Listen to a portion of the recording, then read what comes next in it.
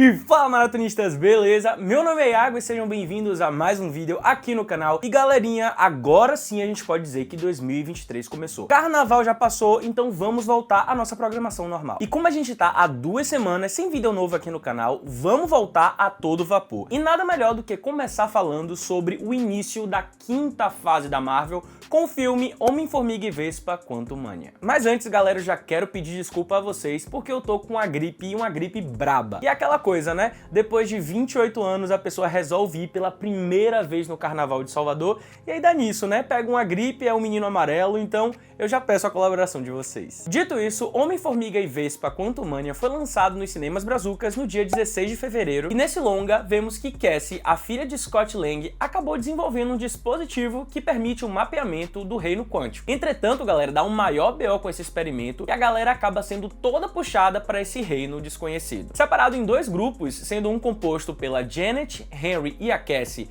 e o outro por Scott e Hope, os diferentes grupos acabam elaborando estratégias para se reencontrarem e sair de uma vez por todas desse lugar. E é justamente durante toda essa jornada que segredos referentes a Janet e ao próprio reino quântico acabam sendo revelados, incluindo a existência de um ser misterioso e super poderoso chamado Kang. E aí, quando a gente fala de filme, a gente vem com aquela pergunta marota, mas e aí? Será que esse filme prestou e ele foi com o pé na porta para a 5ª fase da Marvel?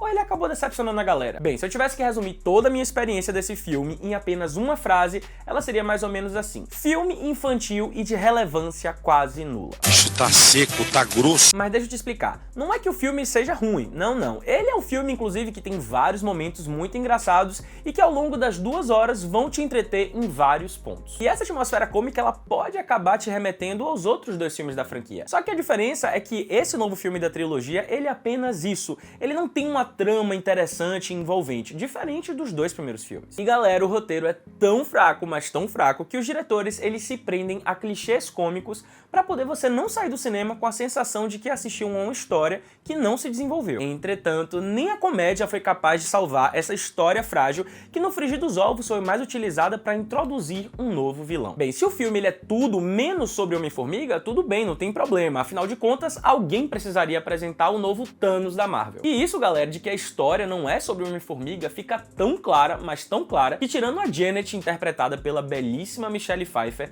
os demais personagens não têm nenhum espaço na trama, porque ao meu ver não foram desenvolvidos para essa história. O que acaba frustrando, na verdade, é o fato de que o elenco é composto por excelentes atores, mas que acabaram recebendo personagens pela metade e não puderam demonstrar o seu verdadeiro potencial. Se você quer introduzir um novo vilão, faça isso como vocês fizeram com Thanos. Nesse quesito não tem problema repetir a fórmula. Faça isso de uma forma gradual, de uma forma lenta e processual, porque de fato isso vai fazer com que a gente fique curioso para poder conhecer esse personagem. E aí você deve estar, Iago, mas isso foi feito, porque esse personagem foi introduzido lá na série Loki. E eu concordo com você, e até esse ponto, Kang tava perfeito. Mas infelizmente a comicidade, pelo menos como foi tratada em Homem-Formiga 3, ao meu ver acabou machucando muito, mas muito a imagem de Kang, interpretada por Jonathan Majors. E aí por conta de toda essa imagem manchada, a sensação que eu tive foi de que a Marvel tava querendo mostrar que o vilão ele era muito mais do que o filme ele foi capaz de mostrar. E como se não bastasse o fato de a gente já ter uma história frágil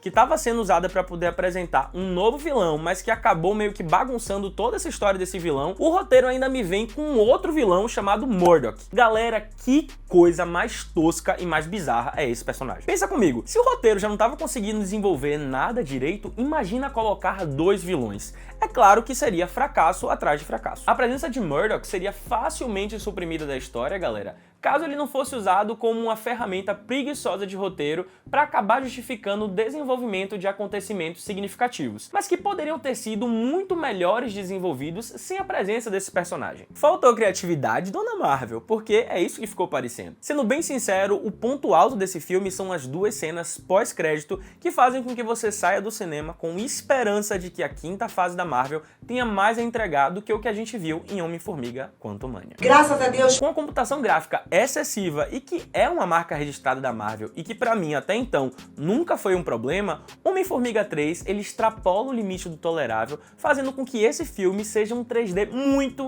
mas muito difícil de ser assistido. É aquela coisa, é tanta informação, mas tanta informação, que eu particularmente em um determinado momento perdi a paciência. Sendo uma obra de introdução da nova fase da Marvel, eu sinceramente esperava que Homem-Formiga 3 ele já viesse com peso, sabe? Metendo o pé na porta, dizendo pra que veio, mas infelizmente eu acabei me frustrando muito, mas muito mesmo. Por mais que tenha dado gargalhadas e tenha me divertido muito assistindo ao filme, eu saí de lá com a impressão de que ele, na verdade, foi feito pra crianças, sabe? Tipo um filme de sessão da tarde. Era um filme pra crianças com um vilão de filme para adultos. Pra você entender o que eu tô dizendo, é como se a gente estivesse assistindo a Peppa Pig e do nada surgisse Jason com um facão tentando matar todo mundo. Simplesmente não casa. Tendo criaturas que parece que foram tiradas de um livro alienígena pra crianças, Quantumania sai da atmosfera do cômico à la Thor, Amor e Trovão e entra na classificação daquela comédia que se repete, que não se inova e que com o passar dos minutos ela deixa de ser tão engraçada. As batalhas, elas são sim emocionantes e graças a Deus a Marvel não perdeu esse ponto, que é um ponto